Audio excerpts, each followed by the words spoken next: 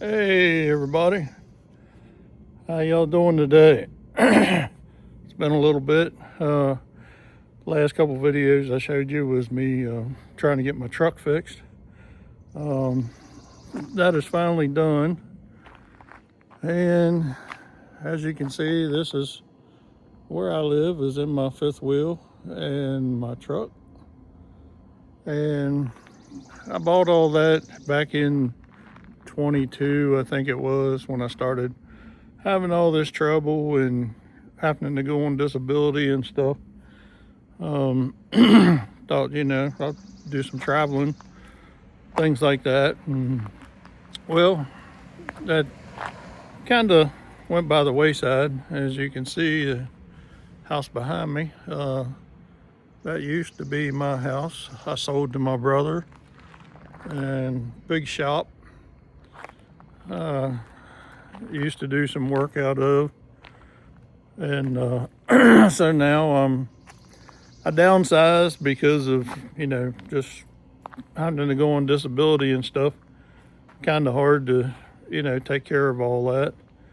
So I went to the fifth wheel. Thought I'll do all that, and of course about the time I was buying all this, that's about the time COVID hit. So all these campgrounds, resorts, all that stuff, the prices just went through the roof to stay at them. I kind of would have been better off to probably stay in my house. But, things happen, so that's just kind of the way it goes. Didn't get to do that, because I couldn't take care of it anyways. Almost 4 acres of property, completely fenced in. I used to raise animals, goats, steers. I had a little bit of everything that I raised. Chickens, had eggs, all that stuff. And so I just figured I'd downsize and travel. Well, health issues, that kind of stops everything from going that route. So I just kind of been staying here at the house on my brother's property for a little while. I will be moving here next week to a lot that I finally found that was a decent price, that I could afford. Once my fifth wheel's paid for, which will be not until 2028, then I won't be so bad off. So that's what happens when you try to go a different route, and hopefully you thought it was a cheaper route and everything. And I do have a Harley too. It's sitting there undercover. I barely get to ride it. Maybe once in a very great while I'll get on it and take a little short ride. I had to buy a different seat for it so I would have a backrest and everything. And so it's hard. I mean, it's hard being on disability and trying to think that you can go a cheaper route, and that cheaper route don't really pan out like you thought it was going to. I mean, yeah, it could be a little better. This is inside my fifth wheel. I mean, it is very nice inside. I mean, it's a big fifth wheel. It's 40 foot long. This is my living area, 2 slide outs for my kitchen area and TV, and one for my low seat and kitchenette stuff. And then the bedroom and bathroom are up over the fifth wheel part. So I have that. And then of course this door here goes into a little half bath, which makes it really nice. I mean, and everything. I did have to have the roof redone because I had some hail damage and limbs. Luckily, my insurance covered that. So I put on the Flex Armor roof because it is a lifetime warranty. Anything happens to it, they will fix it. And if I decide that I would sell the fifth wheel, the warranty goes along with it to the next owner. I do have some solar panels sitting here. I have 3 here. Had one put on the roof. They stuck it on the roof when I had the roof redone because I had studs put up there in the roof so that I could be able to put more panels up, which I'll be able to put at least 8 panels of the size that I have, which they're 200-watt panels. But my fifth wheel is set up for 30 amp solar, so it does have the inverter and stuff in it for all that. So all I needed was the panels. So I'm getting those put up there soon, I hope. I'm going to try to get them up there myself after I get moved and everything to my new location, which I will show everybody then where I'm going. These furniture in these things aren't the best. I mean, it's got the, I guess you call it pleather, and coating starts coming off. So I kind of try to keep it covered up because it gets all over you. Even over here where you put your head at, that one's pretty much gone. This one behind me is wore out. I keep a big beach towel over it. So eventually, maybe sometime, I'll be able to, maybe get a new one, hopefully. But as long as it works, it is power reclining. As long as it's working, I will probably keep it until it breaks. Can always keep it covered up, find some kind of covers to put over it. So that's part of going on disability. You try to go a route that you think is going to be cheap for you, and it's cheaper, I guess, because you don't have to take care of a lot of property if you get onto a lot that you rent, depending on, what you have to do there at that lot, whether you have to take care of the lot or not, or it is taken care of by the people you're renting from, which will be the case for me. So I'll be good in that part. I was mentioning, some of my health issues, which was my back and everything, and I think, mention in my video of working on my truck, or the one before that, where I was talking about my heart. Since I've been on disability, I go down to Florida the first 3 months of the year, and I stay with my son. He lives in Northport, so I love going down and staying with him for those 3 months because, other than one time through the year, I get to really see him and my grandson and my daughter-in-law, his wife. So it's hard, very hard. I miss him a lot. My other 2 kids live close by, so I get to see them, get to see my other grandkids. So, in a way, that's good. I was kind of hoping that I would eventually be able to move like in a halfway distance area between the two.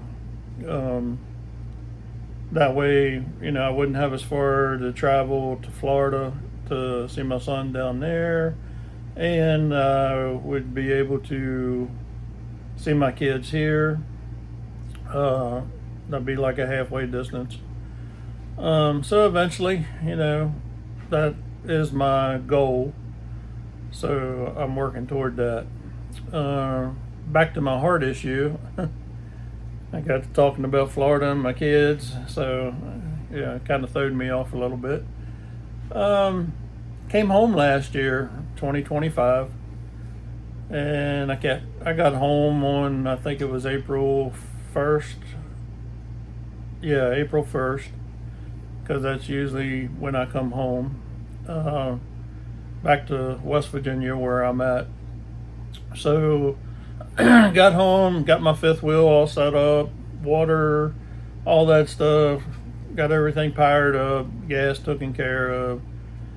That evening, which this would have been on the 2nd of April, because the 1st I got home late in the evening, so I just kind of, 17-hour drive to my son's house with, stops and everything. So I've just basically went to bed, after talking to everybody once I got home, my brother, my sister, all them, because my sister lives right across the road from my brother's house here. So got to talk to everybody. So that next evening was when I was doing everything. About 8:30 that evening, I had chest pains real bad. So I took baby aspirin, because I did have some discomfort at the 1st of March in Florida, but it was just discomfort in my chest and, dizziness, that kind of stuff. I took some baby aspirin then, and that helped. But with this, it was chest pain. It hurt. And took the baby aspirin, about 2 hours, it was gone. So yeah, I went to bed that night. About 2 o'clock in the morning, it woke me up. It hurt really bad. So took some baby aspirin. About 4 o'clock, kind of woke back up after falling back asleep. Chest pains hurting worse again, and I thought, well, doctor's office opens at 7:30. I'll give them a call. So I did that, and I had already talked to my sister the day before and told her, if I get a hold of my doctor, I would get her to take me in, and that way I had somebody with me and everything, going over stuff. So she had dropped the kids off at school and was coming to pick me up. I had to leave a message on the nurse line. I left a message. Doctor's office called back 10 minutes later, told me to get my butt to the emergency room. So they wanted me to go by ambulance, but I had my sister take me. Long story short, I get to the hospital and had people to wait behind, and of course I'm holding my chest because it hurt so bad, and the girl told me to come on up to the counter if I was having chest pains, and I told her yeah. They took me back. My heart was beating 227 beats per minute. I had they took me to a different room after she unhooked me real quick. Stuck IVs in me. Got me in there, pumping meds into me. Probably had 8 people around me, nurses and doctors. And it all come back down. They kept me in the hospital for a week. I ended up with a defibrillator implant in my chest, because I have ventricular tachycardia, which they call it VT for short, which basically is the lower part of your heart, and the lower part of my heart was dying. So they put me on meds for all that, and good thing is this has been a year later. Everything's healing. I do still have episodes. This defibrillator paces me out of the quick heart rates. So I am doing better, getting healthier. I'm trying to do a little bit of exercising to get myself back in shape and kind of moving on from there. But it's been rough, with my back, my heart, and now, all this. So, it's rough when you go on disability. I mean, it's hard to live because you're only making a certain amount of money. I did have a 401k when I left my job. I went through it trying to, take care of my home and all that stuff. And doctor bills, just everything. So, it's a hard road. So, try to keep your health up. I talk to my kids every day about it. Telling them to watch their back. If they need help lifting something, get help. You don't want back issues. It's not good. So, just a word to the wise, to everybody, everything is hard these days, especially now with gas prices. They are slowly coming down, which is good. So we will be going on from here, hopefully with better news. I get to where I'm going to be living, which there is some places to be able to walk there and stuff like that. So I hope that all of y'all get some information, out of this. If you have questions, don't be afraid to ask. I will try to answer them the best I can, especially about VT. I had to learn a lot, because they don't know a lot about it. They know a lot about AFib, which is different. So, I was very lucky that I made it to the hospital when I did, because they did tell me that usually with a heart rate that fast, you don't make it to the hospital. So, I guess the good Lord upstairs has a different plan for me. I'm trying to figure that out. I'm trying to keep my life going straight and everything. So, if anything, try to live your life right. If you believe in God, I pray that you do pray, and talk to Him and ask Him to guide you. It's a very hard road, and I'm moving forward myself, to make it different. So, keep moving on. Keep yourself healthy. Questions, ask me. I will answer. If you like this video, please subscribe. It will help me out. And like my video. And if you want to learn more about YouTube, if you don't know a lot about it and you would like to start a YouTube channel and make videos yourself, please come on over and join our school. It's a Common Sense Methods School, which is SKOLL. It's a School of Common Sense Methods. It's run by Kevin and Michelle.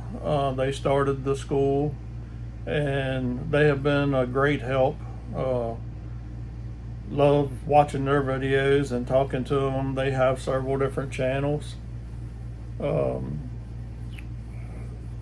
So, come on over to the school, join us. I will put a referral link down in the comments for you to join. It is a 7-day free trial, and then if you like, everything, you pay $9 a month, or you can, you know, they got different tiers. You know, you can move up to, you know, learn different stuff. So I hope that you like this video and come on over and watch us, and eventually I will have more videos coming out, more about the fifth wheel living, and just living in general and getting out, you know, and trying to do some stuff. So come on over and watch, and I hope you enjoyed this video. Thank you very much. Bye.